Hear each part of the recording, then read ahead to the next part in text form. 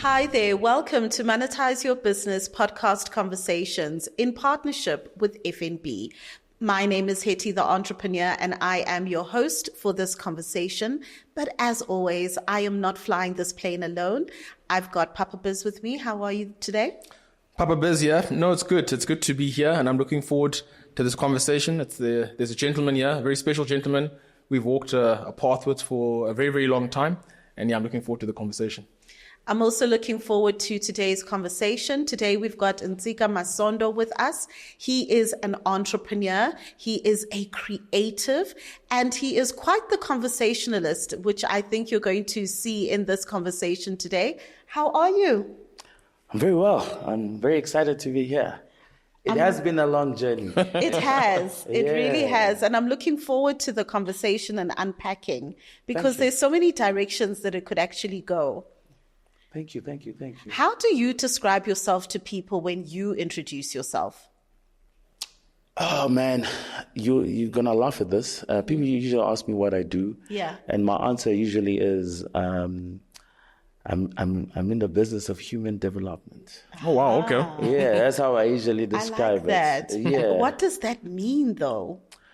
I just think it's I'm developing as a human being myself. Yeah. And it's sharing that development with others. Yes. So a lot of the work I've done, especially since living corporate. So one goes through corporate to learn, for me. Yes. At least that's what it was, right? Yeah. So having gone through that, it has been learning Yes. personally and then sharing my learnings with other people. And it's just been exciting. It's very rare. Yeah. I say I'm an entrepreneur, but I recognize that's the reality of Yes. what one is doing. But a big part of it is, or rather the question I always ask myself is, what is it in service to? And the service is human development. We're not just building businesses, we're building society. Yeah. You know, I find it interesting, when I look at you and your journey, because obviously we've known you much longer than the audience. It's such a mirror in terms of what we've gone through. And I'm even now where currently, I know that you guys are in the banking environment and things like that. It's such a huge jump forward compared to before. But before we even get to where things are, to me, hey man, you own a bank. That's the way that I look at things. Yeah. Stockfell's own the bank. But I mean, maybe we can start it off especially for those who don't know you. Who are you? Like, how did you grow up? What was that like? Just take us to the early days, actually. Oh wow, man! I enjoy telling the story. I always say I'm the perfect example of what happens when you take a very average human being and you give him all the basics. They excel.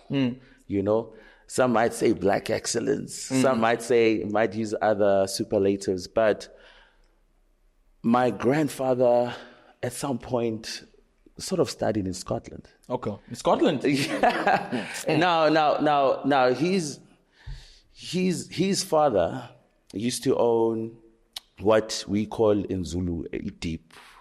So it's where you take the cows to basically get cleansed and so forth, to disinfect them, etc. So I grew up in rural KZN with my grandparents. And people don't believe me. I used to take cows out, Really? Yeah. Now and then when I want to be cool, I say, guys, I was a cowboy. But essentially grew up in rural KZN with my grandparents. My grandfather was the Secretary of Education and Culture. Okay.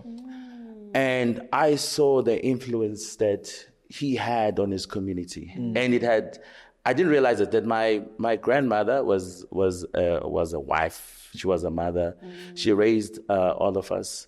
It was me and my brother and my other sibling. It was me, my brother, and my other brothers. It was a big house, all of us. And then my grandmother was the treasurer for the church. Oh, wow, okay. Both of them no longer with us, but they gave me such a grounded upbringing, which to this day I'm always so grateful for. But what one didn't realize as I was growing up there is that we grew up in like a very what I realize now as I grew up is that it was a poor community. But the social cohesion was such that one never saw that. One just saw the abundance of humanity growing up there. So then, this was my first 10 years of my life. Then, once I was 10, I moved to Pretoria to stay with my parents. So they were both studying to be doctors. Really? So you remember now, during apartheid days, varsities were were in the front lines of the struggle. Yes. So that's why one couldn't live with their parents. So we're in Medunsa, then moved to Medunsa, just on the cusp of 94, freedom and everything. And seeing that as well. So I remember when the Bophuthatswana government ended. It was crazy, man. Yeah. So where we lived, if for those who know, Medunsa is in South Africa, Bophuthatswana was considered a different country, right? Yes. And we lived right at the border. My goodness. So when they said Bophuthatswana government is over, I just remember people being in the streets and everything. And those things just really left a mark on me, Papa. Sure. To your question around, those things really left a mark on me because I could see that one thing I just saw from those early days was, we don't just inherit these things. We make decisions around where we want to go. Yeah. And so you have two choices. It's either you just accept what's happening, or you say, I'm going to actively take part in where this thing is going. Then what happens is then both my parents become doctors, and I spend a lot of time as I grew up in Pretoria visiting my mom. She had a surgery in Mamelodi. And, the way people would greet her, like, someone a doctor, all the time. So it's very rare I call my mom. I call her doctor. Really? Yeah. Every time I see her, like, hey, what's up, doctor? And that's because of just the way she would interact with the community. She was at Ntalati Shopping Center, Mamelodi East, close to what's now University of Pretoria, previously. Yes. Vista. And so what I'm trying to get to is, what she was doing reinforced the community building I saw in my grandfather and my grandmother. Yes. I'm just saying unawares though. So that's the thing I just want to really emphasize. Like, in my mind, I wasn't trying to do anything special. I was just lucky enough, like, I'm just a passenger seeing people who have an immense positive influence in their communities. Yes. Yes. So that was it. And then, so what my parents did is funny. When my mom was starting to be a doctor, my father worked. Yeah. Okay. Then when she became a doctor, my father then starting to become a doctor. I see. Oh, really? So they took turns. Yeah. So they took turns. Yeah. Right. So then I saw this happen in my mother. Then when my father became a doctor, then he was at Mklanga, and same thing. When I'd visit him, same thing. Like, community would come and people would ask for advice. I'll be like, but you guys should go see a psychologist, go see something else. But literally, I saw the same community building aspect. And little did I know then that, it would just influence my outlook. Yes. In terms of... it planted a seed. A big one. So hence, what happens then, go through varsity, start working in corporate and... Hey, that's too fast. What did you go do in varsity? Well, you would know. The audience doesn't know, right? What's the matter with you? So I went to varsity at University of Pretoria, right? Which was not far from home. And because I wanted to save pocket money, I started walking, So it's from where we live today, it was like a 10-minute drive, right? But I started walking, but those walks were nice. So one of the interesting things about walking in the morning, especially in the suburbs, especially if you live in the east of Pretoria, yes, is you see people going to work. Yes. So what generally used to happen in the morning is, as I walked, I think the direction would be west.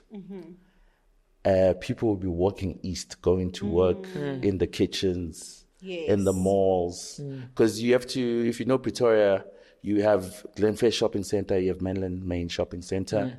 So like that has a huge pool, right? Yeah. Plus then you have the suburbs over there. So in the morning, I'd literally walk against the traffic going to work. I'm talking about the walking traffic. Yes. Yeah. So that was nice for me. So I did that for I think let's call it 4 or 5 years, as I was studying my accounting degree at the University of Pretoria. So that was an experience in its own right. So what happened is when I got to varsity, like there I am thinking, okay, I'm going to become an accountant. Yes. But I spent most of my time doing poetry shows.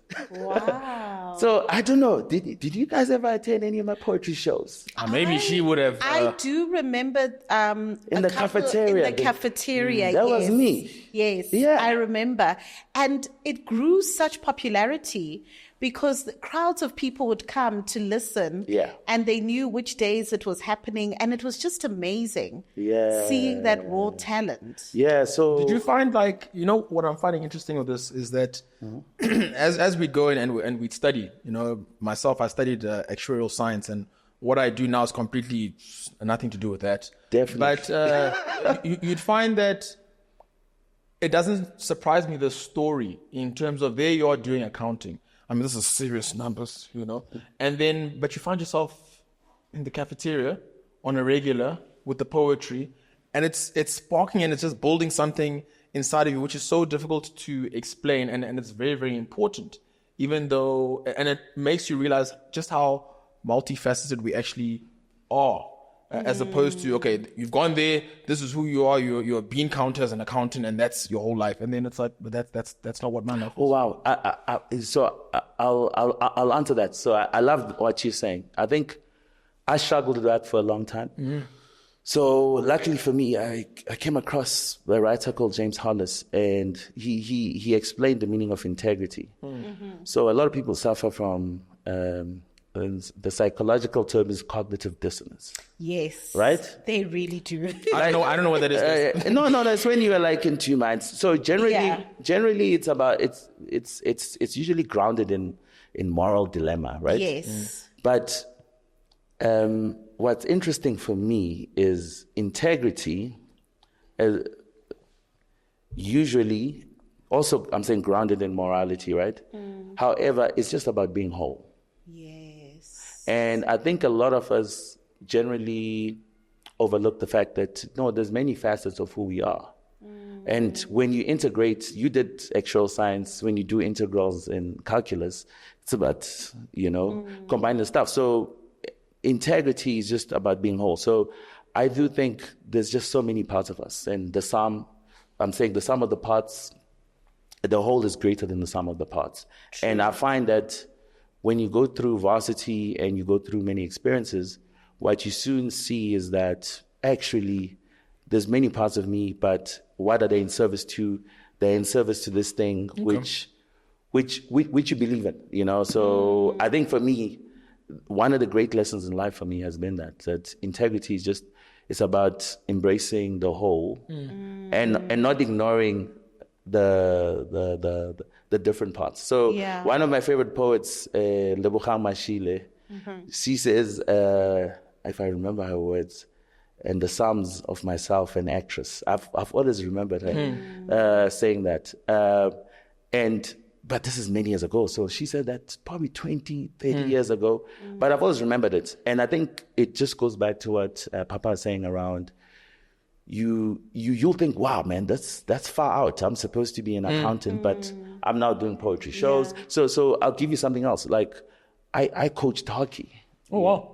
And I went to France, because I got with coaching hockey and everything. But what I'm trying to get to, then I managed rock bands. Yeah. Oh man, I could. There are many parts to us. And then I worked as a driver.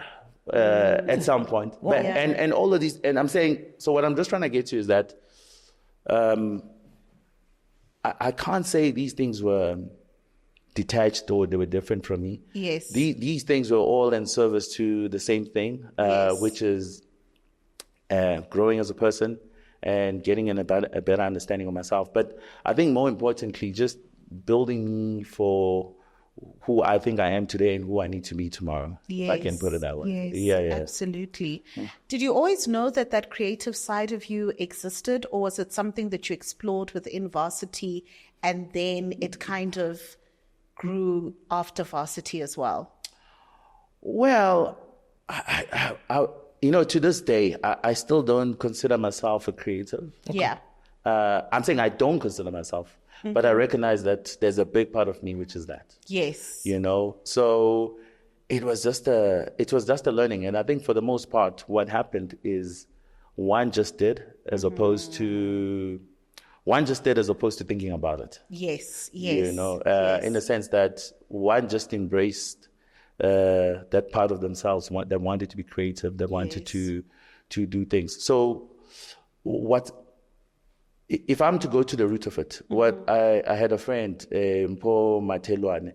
Me and him used to spend a lot of time in the African literature section of the library. Yeah. Right? And I remember the first time I read Things Fall Apart. And my big thing then was like, other people need to read that. Yeah. So what happened right about then is, I don't know if you guys remember, then there's a hip-hop band called The Roots. Yes. And they had an album called Things Fall Apart. Yes. And for me, that was a wow moment. Yes. So what I'm trying to get to is, in an attempt to get people to know those two things. Yes. One just discovered, wow, I really like this. Yes. But it morphed from just being a love for poetry to just recognizing creativity across all things. And that's why I struggled with accounting. I struggled with accounting. Papa, you and I both, my friend. I struggled because, I'll tell you why. Because for anyone who's ever studied accounting, most people think it's about maths and logic. But accounting is actually it's rules. Yeah.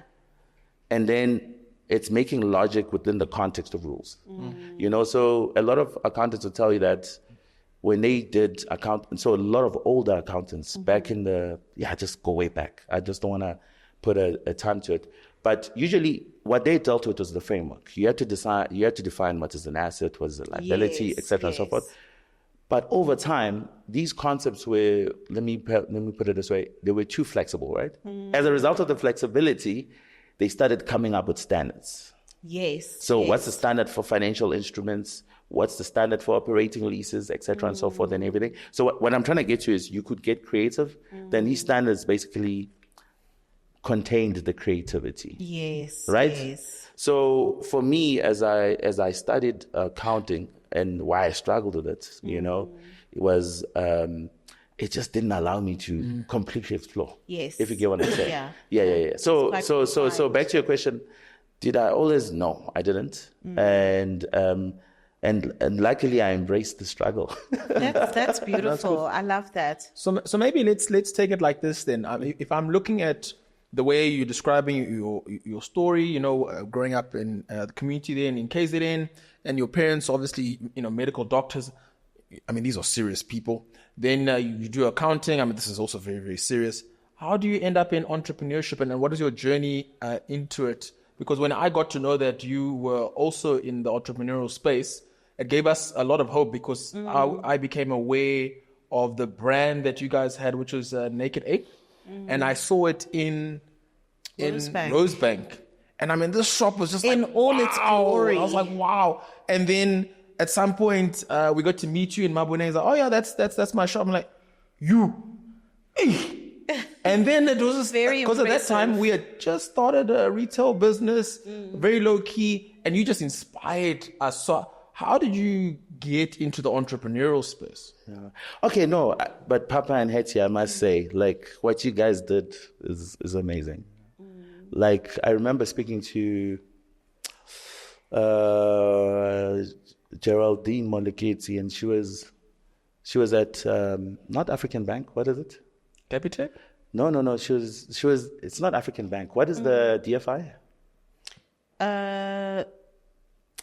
It's African. It's African almost Development Agency. Yeah, exactly. Yeah, yes. So I think it's AFDI. She basically built a fashion element to it. Yes. And I remember speaking to her, and I was like, you need to meet Papa and Hattie. Because what they've done for this industry, for me, I was like, it's amazing. And I like the rigor of the business side in terms of what you're doing. So my initiation to fashion is through the owner of Nekire, Sheldon Kopman. Like, he's my big brother, and that's the only way I can refer to him. He's my big brother. I really have a lot of love for Sheldon. So what was happening? I was a Standard Bank, and now, like, to your point, Hetty, there's this creative. I'm doing. So I'm auditing global markets. I'm traveling the continent, living a good life. Right? I'm enjoying with it. all the perks. Yes, with all the perks, I'm enjoying the challenge. Like, global markets is nice. I'm in internal audit. I'm auditing traders. Yes. I get to speak, like, these wild ideas around markets, etc., and so forth. At the time, this is so interesting. At the time, the South African business for the bank I worked with, which was Standard Bank, was very big. The African business was just growing. Okay. But a transitioning was clearly happening. Yes. The growth on the continent was far outstripping the growth in South Africa. Wow, look at that. Eh? Yeah. So I was lucky. I'd been inspired. I'd seen Kennedy Bungane and Sim Chabalala as I was there become like, so Kennedy at 32 became, I think, deputy CEO of CIB South Africa. I think Sim became CEO of Standard Bank South Africa. I might be getting it wrong. Like, wow, right? Yeah. So I'm here at Simmons. And then what happens is a friend of mine invites me to the studio, and then I bump into Sheldon. Look at that. And then at the time, he was trying to put a business plan together. I was like, no, it's not a big thing. I can help you out. Little did I know, it would define, no, seriously, like, that defined the rest of my life. So I found myself at night just immersed and trying to make sense. So, and I really love the alchemy of trying to structure and make sense of a creative business, and no one was in that space. So literally I'd spend like my nights just working on that, and then that actually led me to at some point saying, no, man, I think here I can have more impact. Yes. And so, interestingly, I think 3 years later, I said, this is what I'm going to do. Wow. Amazing. I'm gonna leave the bank. Yeah. My mom was not My mom was not happy. I remember the person I called was my mom, and I said, I'm leaving the bank. I just want to focus on helping creatives reach their full potential. But and the thing is with these things, man, and I always get accused of trying to sound deep, but I just realized that there's a lot of stories that are told by the clothes that we wear, but there's also stories that are told by the ability of creatives to be sustainable and successful. And so my big thing was that I must just give those that I come across, the chance and the ability to tell their story. Yes. And I just felt these are important stories. So I'm saying, in that journey, I just met so many nice people. Like, I'm saying I met David, didn't really work with him. David? Kale, right? Oh, wow, okay, cool. Yeah, good friend of mine. Cool. We're neighbors. Where we live, where his store is, I live there, right? Okay. And then who's this? Another good friend of mine, Latuma. Oh, wow. Okay. So, hey, when are you packet? So no, hold on. so through Sheldon introduced me to Latuma. Okay. And through that relationship, and I hope Latuma doesn't hate me for saying this, one of the biggest achievements of my life was helping Mr. Mogolo get his factory. Wow. So I came in. This is like one of my favorite stories. So I leave corporate, like I said, with no plan. Go home. And then start working with Laduma. And I don't ask for money. I'm just like, yo, man, I like what you're doing. Let's work together, right?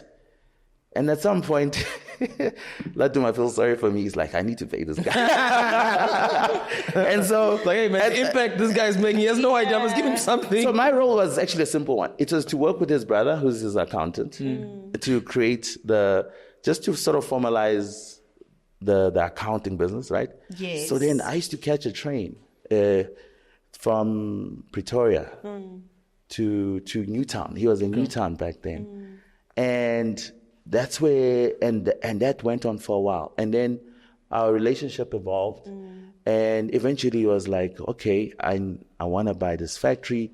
Can you assist me in terms of just making it happen? And so that became, again, just like with Sheldon, that just became my obsession. Yeah, and that was, oh man, that was so nice. So when it eventually happened, and when I see the brand and I see where it is now, it's just, it's like crazy. It's like, wow.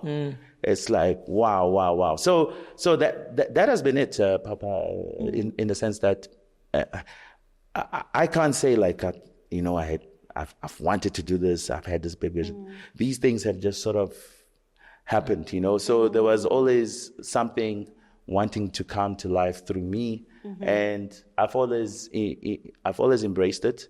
And like I said, I've always also just embraced that there's different parts, but the integrity is being whole and allowing it to come to being, so that what I usually say is, so that things can just reach their full potential. So the last thing I'd say is, on this topic, would be that a lot of jobs are created in the process. And so for me, that's the thing that really excited me, is that with all these designers, especially in the creative space that I work with, jobs are being created and businesses are being created. And more than anything, examples of who we could be when we are ourselves and we shine our light and live our full potential. And I felt like these things, people need to see them, so I must support them. Yeah, I definitely agree, because we do need those representation and examples to kind of guide us on our path. What have been some of your own influences along your journey, whether it's from an entrepreneurial space or a creative space, that have really kind of helped you kind of shape your path? I noticed that you have a book with you as well. Is that one of those things that have kind of poured into you along your journey? Yeah, so I think I've said it already. I think my mother is a big influence, you know. So one of the big things Carl Jung said is, psychologist, a student of Freud, who then became an authority in the space, is children generally need permission. So I remember in 95, driving with my mom, we were moving from Medunsa to Pretoria East. And for some reason, we were talking about religion. And then and I asked her a very difficult question. I was like, so what is the best religion? And her answer, so my mom is like thorough Roman Catholic. Her answer was, it's whatever is best for you. So what I'm trying to get to is this. So a big thing is, children generally need permission. And a lot of the times, if they don't get permission, they go through life trying to find that permission or trying to live within a context. So my mom, for me, is without a doubt, like a big influence for me. Now, in terms of business, like I said, I remember just saying the likes of Kennedy, Sim, do the thing. Then, but one of the big wow moments for me is when I read a book, the one you're talking about, Theory U, by Otto Scharmer. And I think what I really liked about it was just the three concepts that whatever situations we face in life, we must have an open mind. Yes. Which can sound wishy-washy until so have an open mind, open heart, open will. So what that translates to is basically open mind means interrogate the data. Yes. Don't just take it at face value. Don't take it at face value. So what are we arguing about? Let's allow the data to guide whatever we're discussing. Yes. Open heart is literally about the need to be empathetic. So in South Africa, we have debates around laws like employment equity, BEE, and so forth. And I always say to people, it's not about just getting black people or women into positions. It's about getting the necessary sensitivity to reality in order to create the relevant products and the relevant systems that can get traction in terms of delivering whatever we're trying to do. Absolutely. And I think then the open will aspect is just really speaks to integrity again. Yes. Don't have cognitive dissonance around something you know is right. Yes. You know, so make decisions, be courageous, and don't allow the voice of fear to say, no, I won't do that. So that's for me is quite, it's quite important. So, but I must say, again, going back to the question you asked earlier, I just had an amazing upbringing, and I saw the ability of community to mold people. Yes. Right? I didn't grow up in a rich community, so I'm talking when I was staying in KZN. But I saw what happens when there's social cohesion. And I think for the most part, the big lesson here for me has been that some problems we can solve on our own. Some problems need community. Yes. And I think living in South Africa and also just looking globally, the one thing where I feel we fail, where we fail a lot is our inability to solve problems that require action at a whole as opposed to individual, right? True. So some problems are just, they won't be solved by us working in silos. So I work with stockfiles,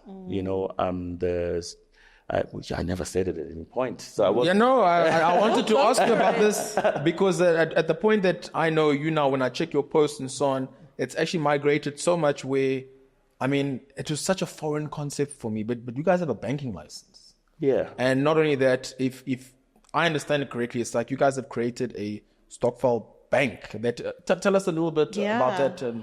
Yeah, so the stockfile bank goes back to why I joined. So I was working with creatives, but at some point I just felt I needed like much bigger impact. So my good friend, business partner, Mizi said, join the National Stockfile Association of South Africa. And he specifically asked me to join it with an intention of what can we do to allow the stockfile practice to have a positive influence, right? And so when I joined, the idea was, okay, we need to turn this into something that can really galvanize self-development.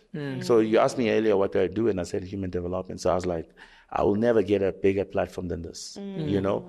So what we immediately said is, well, you know, the thing that combines all stockfiles is people coming together with a purpose. And what drives that purpose is money. Yes. So we need to build a bank for stockfiles. Okay. If people who have limited means can save and meet their goals, the least we can do for them is allow them to have equity in their own practice. So my big frustration and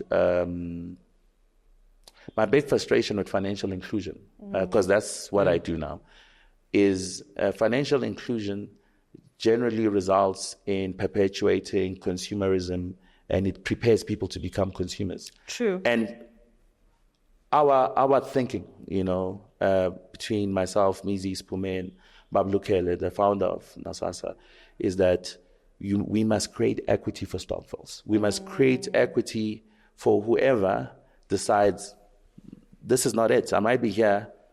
My life can get better. Yes.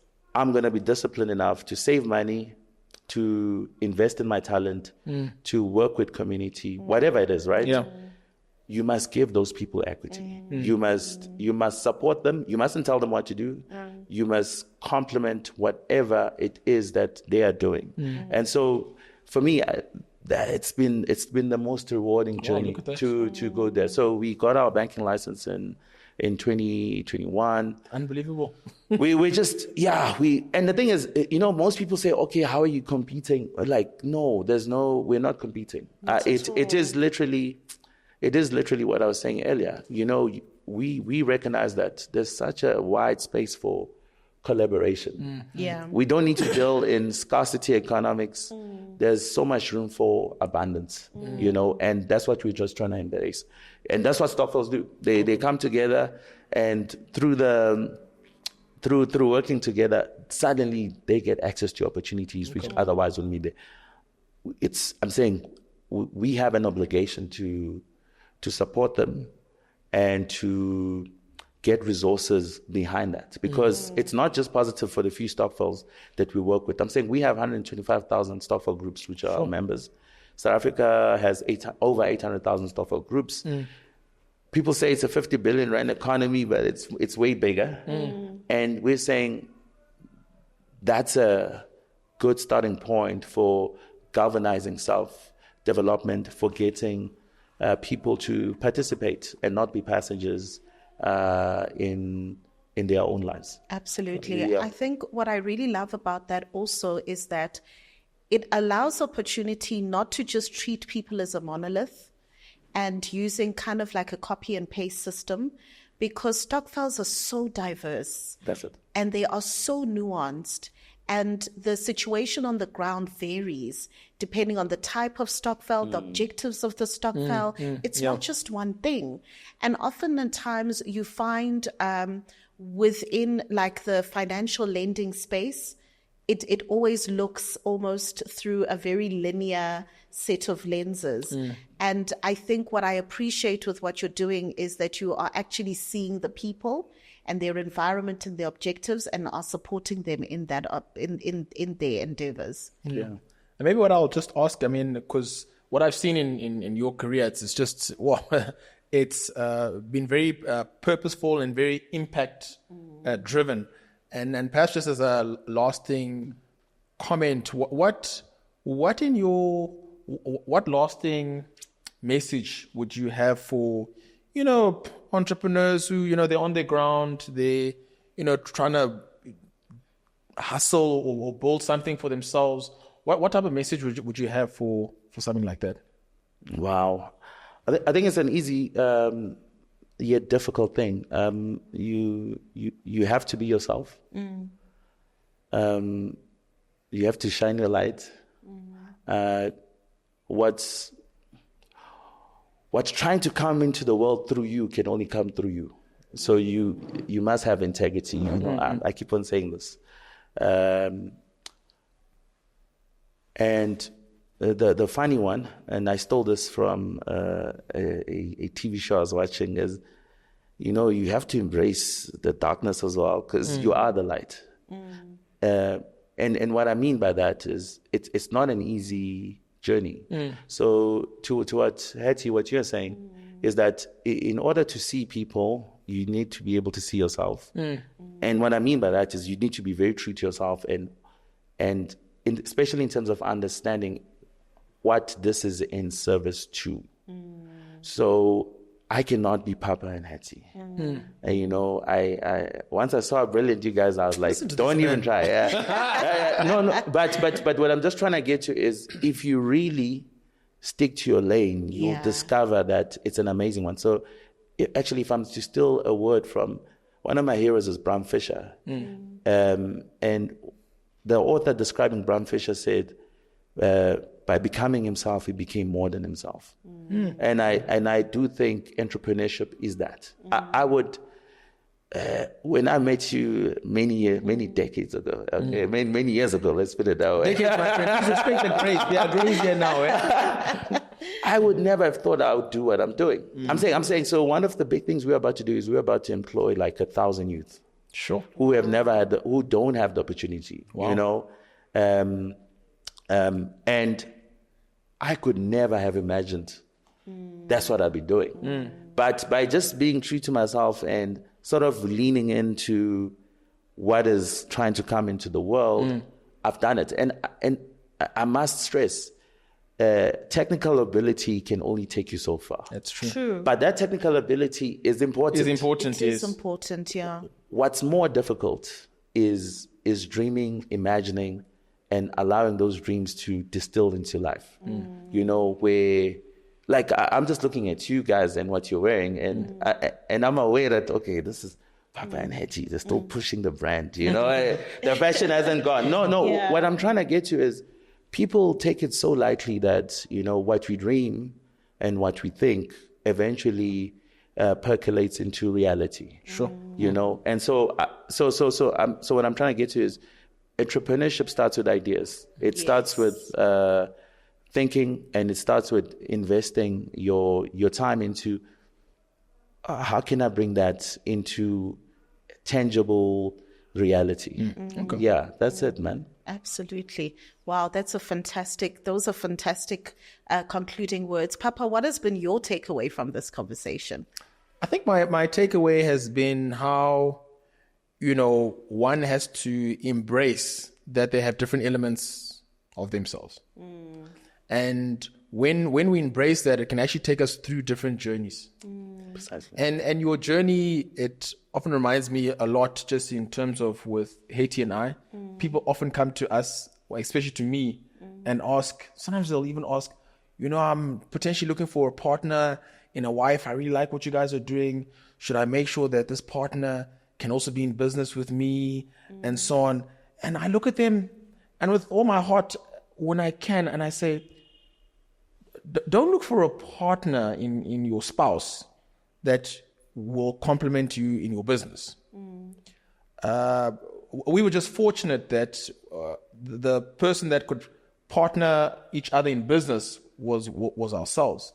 And what I've seen, like with you, how you've gone into different partnership with all these creators and even the space that you find in, is a lot of times the partner that they need is somebody like you, who can actually help them put structure in place.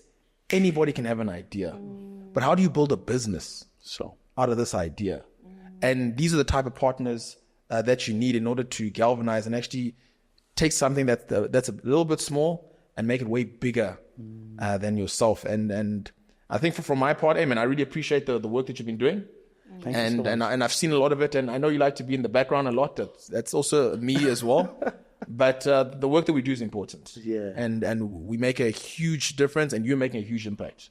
Nobody's telling you, I'm going to tell you, you're making a huge impact. Thank you so much. So thanks for that. That's Wow, I love that takeaway. And I think I've got a very similar takeaway. I think what has resonated with me the most is the understanding that we are made of different parts, and it's important for us to embrace all those different aspects of ourselves because it is in service to the whole. And if we do not embrace all those aspects, then we're actually robbing ourselves of that full experience of who we can be and what we can contribute to the world. That's what I've taken away from you today. So I really appreciate that. And thank you for that, because it also gives hope for what is possible in the future and the different aspects of ourselves that we can actually explore. Now I'm thinking to myself, what elements of myself am I leaving dormant that I could actually be exploring more? And it could, light something within myself as well. So thank you very much for that. I really appreciate it. That brings us to the end of this conversation. We hope that you are inspired. As promised, it went in many different directions, and yet all of it brings us back to this particular point. So thank you so much. It's been absolutely amazing. This has been Monetize Your Business podcast conversations in partnership with FNB. Until our next episode, bye-bye for now. Cheers, guys. Thanks.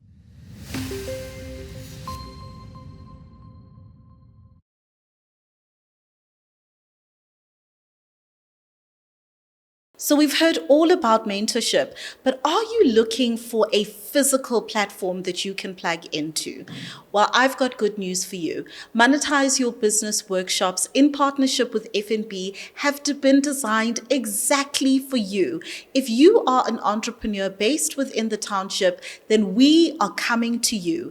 Monetize Your Business workshops are a fantastic platform where you can get access to masterclasses, fireside chats, networking, and you can also pitch your business for an amazing cash prize, a good boost into your business to help you grow and scale your business. You also have an opportunity to exhibit your products and services to a buying customer base and audience. So if this is something that you're interested in, hurry right now, run, don't walk to www.monetizeyourbusiness.co.za.